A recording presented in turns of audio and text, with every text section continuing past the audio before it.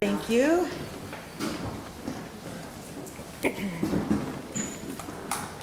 All set? Morning, everyone. It's exciting. We are really fully in operational mode now. I think most of you have probably seen the construction that's happening down at the World War I Museum and Memorial.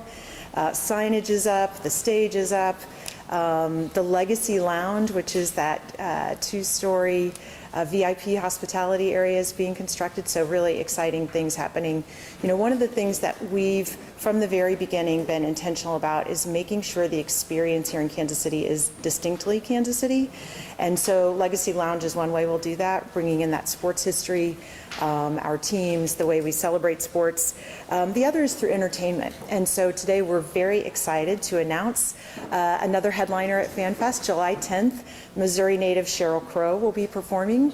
Again, FanFest is free to the general public, so fans can register now at KC2026.com.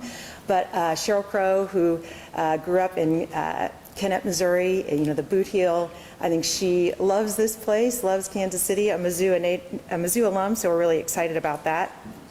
In addition to Sheryl Crow, we've got lots of local suppliers and performers. So in the food, we'll have more than 60 local suppliers and performers. Got some details here on that for you.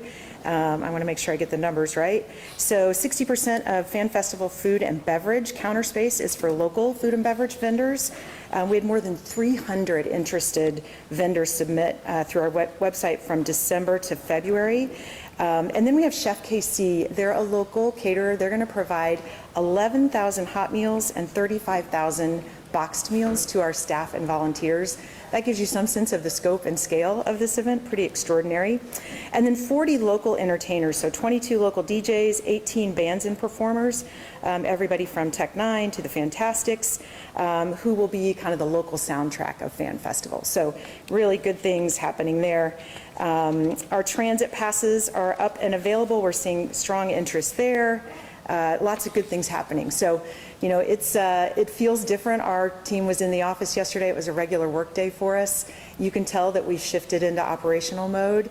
Our FanFest staff is down at the site now full time. The transportation team is starting to deploy as well. We'll have bus drivers who will be in the market a few days before those buses are here. We'll be training them, making sure that that the operations work. We had 3 exercises last week. We had a tabletop at Arrowhead with FIFA. We had a joint operations center exercise with our team and our local jurisdiction, safety and security, transportation, and communication partners. So it is a new gear, and just really excited that it's finally coming to life and finally here. All the planning, years and years of planning is starting to take shape. So with that, I'll open it up for your questions. No questions today. I have a really basic FanFest thing, just as I try to envision it. When I tell friends out of town that are considering coming here, what they would see at the FanFest, could you just elaborate a little bit on what's going on in there, other than, you know, food and entertainment? I mean, what would somebody see? Yeah, thank you for the question. So I think the visual of it, and I think the FanFest in Kansas City will be first visually distinct and distinctly Kansas City with that heart shape, that 65-foot entrance. And then that center drive, the U-shaped drive at the World War I Museum Memorial, will be the live viewing area. So that's really where the diehard fans will watch the matches. During FanFest, it's also the main stage, so some of that entertainment will happen there. But then there are also, in addition to all the food that I just talked about, there will be activations from our sponsors. We talked last week about Purina Dog Days and some of the things that they'll be doing. The Populace will have a live mural that will be created during the FanFest, so people can contribute to that. I'm trying to remember. J.E. Dunn is going to have a construction-related activation, fun for kids. There's a playground. There's a huge FIFA merchandise store that will have exclusive merch that you can only get at FanFest. So I think there's something for everybody. It's music, it's food, it's football, it's soccer, and it's really the Kansas City way meeting that global passion of football. So I think, you know, we expect people to come a few times and stay for several hours. And just, you referred to the scope and scale earlier. At least as I understand it, there's really deviated at all in scope and scale from your initial view of what it would be, or has there been concessions that I don't understand? It is nearly identical to our original plan. The footprint has not changed, and if you recall, we were intentional about the capacity. So the capacity at any one time is 25,000, and we did that because we want to push people to other parts of the region, other activations, which we know there will be watch parties, some of those community activations that we've been hearing about. We want to make sure visitors see all that the region has to offer. But no, the plan is similar to the, if not identical to the original scope and scale. Yeah. Yeah, have you locked in all the entertainment? In other words, there's a lot of different DJs out in Kansas City. Is there still an opportunity for them to get involved? So we're pretty close on entertainment. We're looking at, what windows exist, and particularly in the knockout stages, thinking about how those matches shape up and which matches we know will be of most interest, and making sure that we don't compete with ourselves by putting entertainment directly against that. I think from a DJ standpoint, we're set. We might add a headliner or two. We have some continuing conversations on that front, but generally speaking, the entertainment set. Can they get in touch directly with you if they're interested? Not me personally. They can go to our website, and there is still our business interest form. That's what I would suggest. Yeah, how about back to FanFest for a second? Do you have just maybe percentage of tickets sold for the? And I know hard numbers are difficult, but how about percentage of tickets sold? Yeah. So or distributed? Yeah. Remember that it's free, so it's a registration and not a ticket. But we have just as a barometer, we have 5 of our premium product days are sold out. So June 13th and June 19th, there's another date. On a few of those days, both premium products are sold out. That gives you indication of the people want to make sure they're guaranteeing a spot.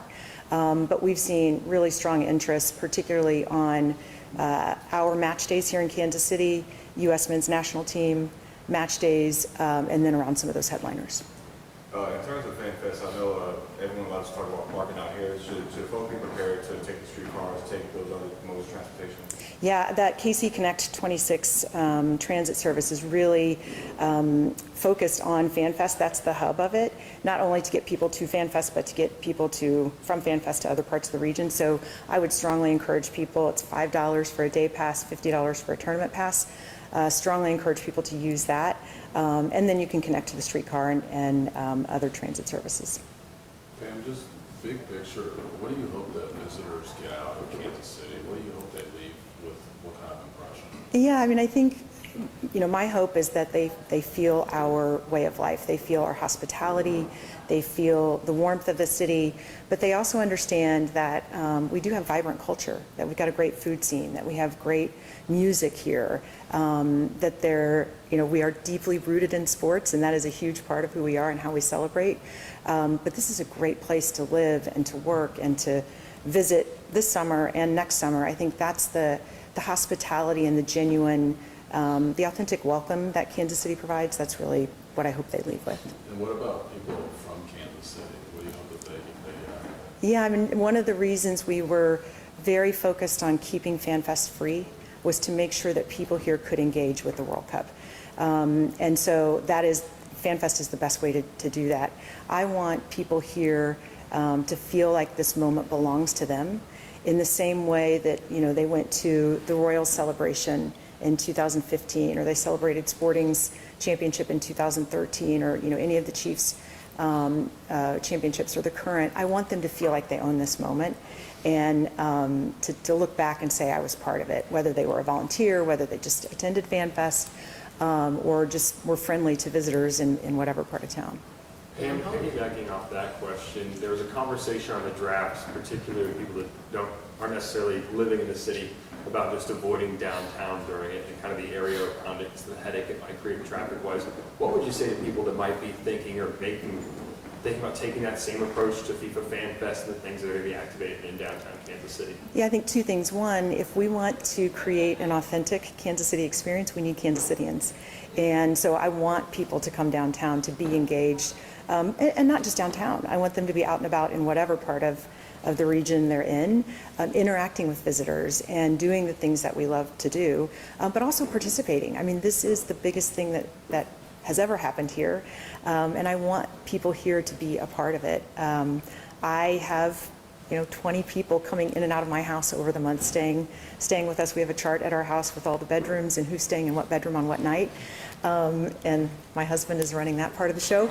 But, I'm guessing many people have house guests over the course of that month, showing them the city that we love and making sure that they're going with them to the events is really part of it. Just kind of piggybacking off of that, can you talk about just like what people can expect as far as, where those shuttles are coming in, coming out of the sort of, main hustle and bustle of FanFest? And so if people are trying to drive around, what they can expect? Yeah, and maybe it's maybe backing up even, thinking about the visitor experience. So someone lands at the airport, they see that signage, they're welcome from the first minute. They can take our free shuttle, down the airport direct service down to FanFest. From there, they can connect to one of our region direct lines or streetcar to get to their final destination. Johnson County is also running direct service from the airport to Overland Park Convention Center. So, from the moment people land, we want them to feel welcome. And then around World War I Museum and Memorial and Union Station, that's where our bus mall will be. So really creating the hub for that system. There are some road closures. We can get details on that. We tried to really limit those. We want to make sure we're minimizing impact to business as much as we can, so that everyday life can continue to happen. How much of an impact do you think would be on the roads when the teams are moving? You mentioned June 16th is going to be a big day. A lot of teams moving. Yeah, I think, there will be moments in the day, and we have KCPD here. They may be better equipped to answer the question, but there will be moments in the day, I think, where we'll notice an impact. When a team is moving, when a few teams are moving. And match days are going to be, we're going to have more people on the road than we typically would because of the match. And I think we experience that on Sundays in the fall and for Royals games. So I think the other piece of it is that fewer people will be driving to the stadium because there are fewer parking spots. So there could be an offset there. But there will be, I think, some impacts when those teams are moving. We hope they're minimal. Pam, I know the hope is to show off KC as a sports city, but it is also dubbed the soccer capital of America. Just what do you hope fans see from that aspect of it also? Yeah, one of the things that's been really fun is to see international media understand how much we love sports and soccer, and to talk to people here who are passionate about it, who are fans of countries that are coming or just fans of the sport in general. And, from the beginning, if someone has been to a World Cup, they get it and they can communicate it. And I think what I hope the world sees is, the global part of it meeting the passion of Kansas City and the way we love sport and celebrate it.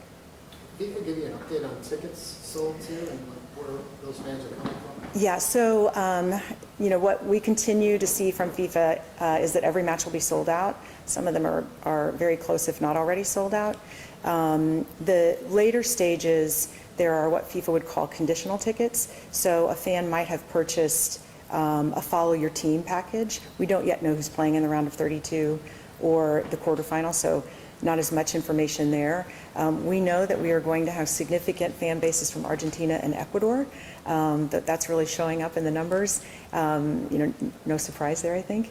And we're hearing from the federations with the Netherlands, that they expect thousands of their fans to be here. So I think the mix of inside Kansas City is probably under 10% of the seats at the stadium, and the rest will be from outside the metro.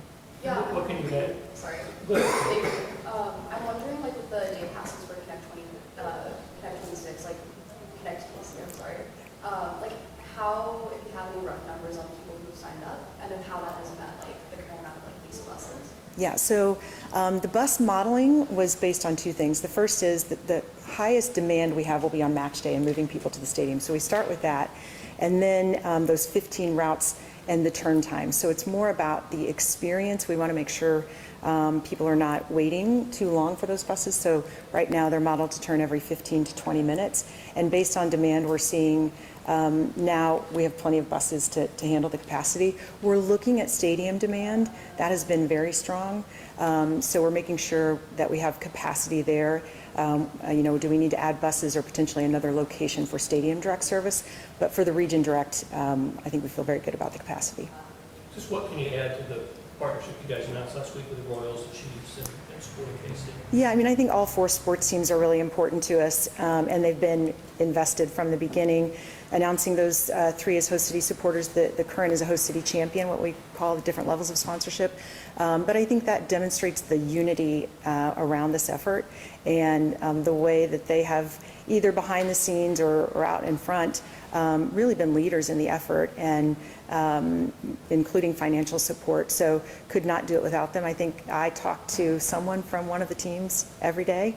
And when you think about the Royals, and it's not as intuitive maybe that they would be so connected to us, but they're really important to us. They have been from the beginning. We are going to run our Connect KC service to their games so people can get out there. If you've been at Arrowhead and you've seen some of the construction, you start to understand the impact to parking and to their operation. So it takes everybody together, and I think that the announcement really reflected that. And the Royals told me last week that England's planning on coming to a game this summer. How exciting is it to try and plan out some of those schedules and help these teams that are base camping here kind of have a Kansas City experience as they're participating in the World Cup? Yeah, I mean, you know more than I do. So I think, the teams really are planning their schedules. We want to make sure they understand all the options, and connecting them to those options is really important. But I think there's nothing that makes me happier than thinking about the visibility that will bring for the Royals on the world stage, to have some of the most famous people potentially at their games, and seeing the experience, particularly around a series like the Cardinals, when we know there will be really excited fans out there, and perhaps new fans of the Royals. This may be looking way far ahead, but what will cleanup look like after It will happen during as well. I think it's a massive effort, and it's not just us, it's the city as well. But there's a sustainability component to it too. We are working with KC Can Compost to make sure that we're reducing waste as much as we can, food waste as well. So I know a lot more about all of the cleanup than I have before. There's also a local company that we have contracted with, Venue Smart, that was started here in Kansas City, based here in Kansas City. So another example of how we're bringing in local folks to help us. Is it correct that the teams base camping here essentially will be arriving around just after June 10th, A, and then B is, at what point do you expect an influx of visitors? Yeah, so I think it depends on the team and what their friendly schedule looks like, but early June is what we're expecting. From a visitor standpoint, the airport shared last week that their capacity is up. We'll get the percentage for you. We're one of only 3 U.S. host cities where capacity is up year over year, and it starts June 13th, 14th is when we start to see that. They've added flights from Buenos Aires. There's some charters from Curacao coming in. So I think it will be concentrated around the matches is what we're seeing, and we're seeing that in our transportation numbers as well. And sports betting app, the Action Network, ranked Kansas City like the lowest for all host cities because of its walkability, stadium to airport journey, hotel and bar density. You've spoken before about how KC2026 has sort of a chip on its shoulder, trying to prove that as the smallest host city, like we're ready for this and prepared for this. Can you, I guess, respond to people literally betting against Kansas City in this? Yeah, I mean, I think the factors that they use are important, right? We can't change any of that. But what we can do is make sure that the experience once they get here is second to none. And that is that distinctly Kansas City part. I don't know that you could fly into any other airport in any other host city and get the same vibe that you get at our airport, that this is a big deal here and we are excited that people are here. And it starts at that moment. And then, our transportation system, we're the only host city standing up regional transit for the tournament, that direct service to the stadium, making sure that experience is pleasant, is seamless, it's easy to use. And then the Fan Fest. I think what I remember when I travel are the people that I meet and the food that I have and the way that the place that I'm visiting welcomes me, and we have complete control over that. And so focusing on that part of it, I think, is the way that I would say I would bet on Kansas City every day of the week. And twofold on the acts that are performing at FanFest, with the addition of Sheryl Crow coming along, the Chainsmokers, All American Rejects. What's cool about actually having big names here at a free concert that people can go to? And then what's the benefit of also having so many local acts and getting to kind of put some spotlight on local bands, local performers here in the Kansas City, kind of Missouri area? Yeah, I mean, you hit the nail on the head. I think we want to make sure that, again, that experience is amazing and it's something that you can't get anywhere else. But the distinctly Kansas City part of it, I want people to know they're here. I don't want them to feel like they're in any city, that there is something memorable about Kansas City, from the welcome to the food to the band or DJ that you hear at FanFest. And I think it all, to the activations, you know, having those host city supporters, having that legacy lounge, really leaning into who we are. If you've driven by FanFest, some of the signage, we're not trying to be anybody else. You know, we know who we are. It's the translation of football to soccer and kit to jersey and boots to cleats. You know, all of the things that that are unique about us. I think we're trying to tell that story. Come for the match, stay for the sauce. Some of our signage, those are things that I don't think any other host city can say. So the local piece of that is really important. There will be barbecue at FanFest too. Just to kind of summarize, there's just a couple weeks left, what is the biggest priority right now? Yeah, I mean, if you've driven by World War I Museum and Memorial, you see that it's a massive footprint. And so making sure that we're ready to go June 11th at FanFest. Last week, those exercises, really exercising all of those plans, making sure we've got all the procedures in place, the operational elements. You know, we've been planning for 2 years and now putting those plans into motion. It's go time, so we're excited. Where do things stand with the volunteers right now? What stage are they at? Yeah, so they are in the process of picking up credentials. You know, FIFA controls all of the credentials, so we're pushing to get that process, you know, accelerated, I would say. But the volunteers themselves could not be more excited. They have their uniforms, many of them, and actually maybe we'll bring in a uniform the next time we do this so you can all see it. It will be hard to miss them. I mean, the uniforms are very distinct, and they've all gone through their general training, and now there's role-specific training and venue training. So if they're at the stadium, what specific about the stadium do they need to know? If they're at FanFest, what are the specific things about FanFest they need to know? So we'll be ready. We'll keep pushing FIFA on the behind-the-scenes pieces. And what was the total number? 3,500. I think that's our. Pam, if I remember right, was the number 112 countries that had registered for FanFest? It was. We were up to 116 last week. I'm looking at Ben. Higher. Ben says, what's the number, Ben? 100. So people have registered from 125 countries for Fan Festival. And again, we're seeing in those numbers consistent with the ticket data. So Argentina, Ecuador, but they're in Canada and Mexico, and you know, they're coming from, and people here in Kansas City are registering. We're also seeing a lot of interest from Chicago, Minneapolis, Denver, St. Louis. So drive markets. We expect people to drive in as well. Can you elaborate just a little on the specifics of what it means to say somebody is registered from 125 countries? A, what it actually literally means, but B, what it means to be able to say that? Yeah, I mean, I think the communicating the global appeal of the World Cup is difficult if you've never seen it or experienced it. And having registrations from 125 countries, I think, is an indicator of that. And I'm guessing many of those registrants had never heard of Kansas City before. And now they know where Kansas City is because of the FIFA World Cup. And they will experience what Kansas City is because of Fan Festival. And they will experience our food and our culture and the way we celebrate sports. And so I think that that's the goal of all of this, is not only that short-term visitor impact, but the way that we change the way the world thinks about, if they know about Kansas City, and how we tell our story.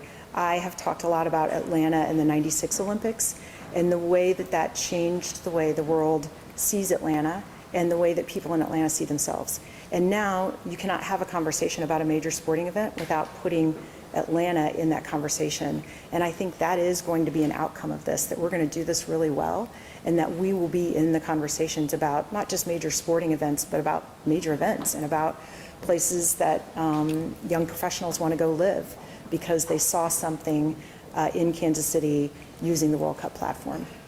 And how about language services? Yep, so I will get you numbers on the number of our volunteers that speak a second language. It's a large part of them. I don't want to guess because I don't want to get it wrong.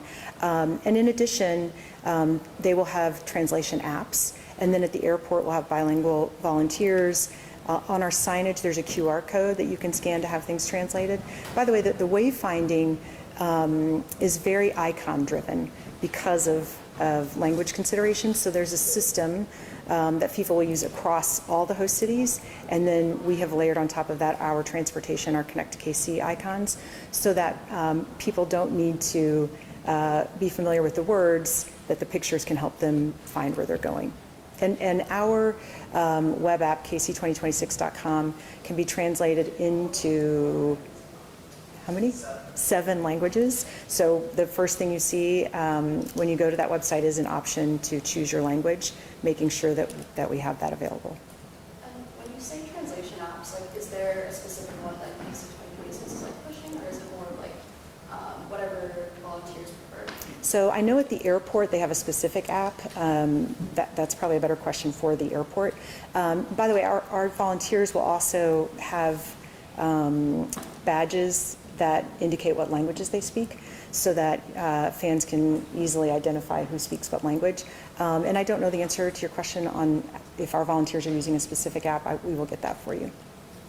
Just a few weeks to go here. Have you had any time to reflect about the entire process of this? And if you haven't, could you, for a moment for us, just try and talk about what this all has been leading up to this point where you're answering a billion different questions about a billion different things you all prepared for? Yeah, I have not had time to reflect. I think, when I do pause, the biggest thing I feel is pride.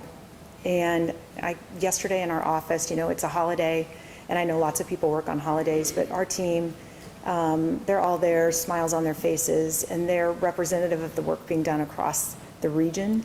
And I think, we've talked about it. There were skeptics and doubters early on who said Kansas City's never going to get a big team. Kansas City's never going to have more than one base camp. Kansas City's not going to get any important matches. And I think when things start to actually happen and you've got 4 base camp teams and 3 of those are Pot 1 teams, and we're the only city to have more than one Pot 1 team. When you have the reigning world champions starting their defense with the most popular player in the world in Kansas City, that makes believers out of people, right? We have people registered from 125 countries for the FIFA Fan Festival. We're starting to show people that we can do it, and I think the pride that comes with that is pretty gratifying. But I'm looking forward to August and reflecting. I mean, on that note, it sounds like y'all have done enough work to where you can kind of flex on folks. I mean, granted, if everything goes well, just you talked about the outcome being that KC would be even more on the map. Just how harder would that flex even be? Yeah, I mean, I think it would be so good for the region if the surprise and delight factor of Kansas City becomes a global thing. And we're starting to see that already. Some of the headlines, how is Kansas City, how are we doing it? And I get calls from other places saying, how are you doing it? What did you do? Like, they're a little like, what's happening over there? But I think the real flex is in what does it do for people here? And, I think there is the confidence building, but also the future opportunity of it. KC House and how we create business conversation there and how we foster those conversations moving forward. This is just the beginning of that. All right, thank you.